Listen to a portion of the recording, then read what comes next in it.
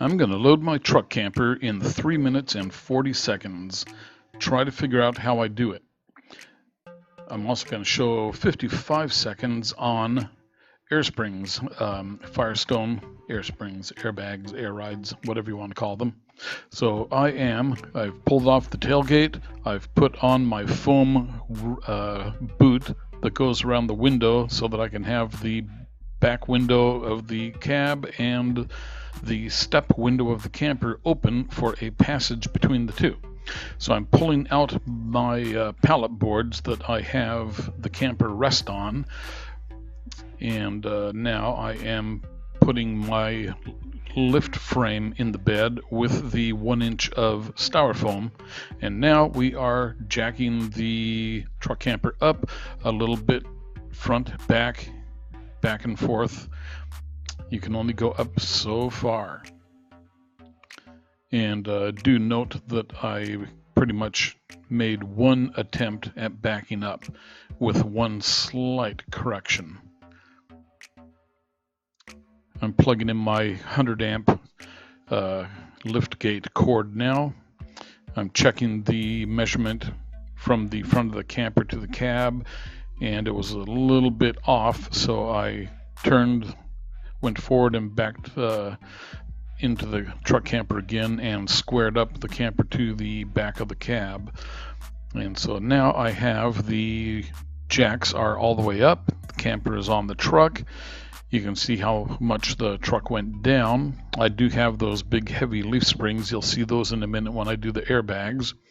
I'm checking the tires right now, bringing out my air hose, and I'm going to put in 80 pounds.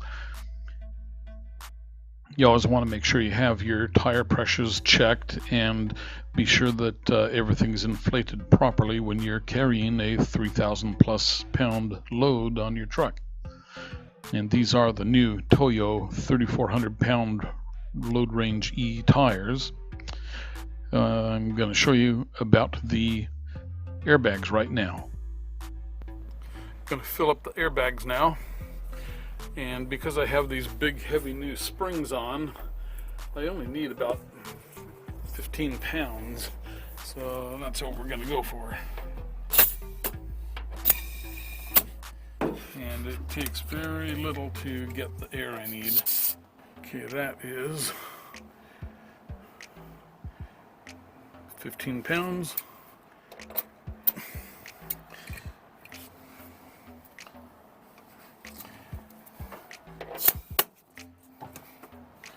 Okay, let's see what we got here. Okay. And I'm going to have the left side up just a little bit higher. So there we go. 18 pounds right, 20 pounds left. And there you go. Everything you needed to know about air springs. So I'm just finishing it up in the time lapse. And when I'm done with that, then I am going to put the turnbuckles and chains to the torque lift tie downs and secure the camper to the truck. And there goes the front left one, and I have to get the turnbuckle for it.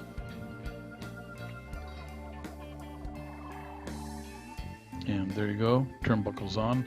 I keep a channel lock wrench in my propane compartment just for such purposes, to tighten down turnbuckles. And now I'm doing the other side, getting the front and rear on the right side secured. I'm losing daylight. You can see the motion sensor lights are starting to kick on now. And that's it. In other news today, Archie is learning in Charlie's footsteps how to destroy the blinds so that he can look outside at the crows. We had some fire sprinkler system installation guys come in, and they were supposed to have installed sprinklers over the stairs, which is the view at the top of the screen, and they didn't do that. We have a fire marshal coming, so we have to have them come back tomorrow and add another sprinkler. And this one here was supposed to go through two rim joists into the dining room, and they stopped here, so we have to fix that too. And down in the basement, that is a new footing I had to put in to support the beam that we just installed when we pulled out a wall. Welcome to Seattle's new multi-billion-dollar tunnel, where traffic is supposed to flow smoothly and freely. Isn't this wonderful? There are 2 miles of tunnel ahead of me, and I expected that this will take about 1/2 hour to get through the tunnel.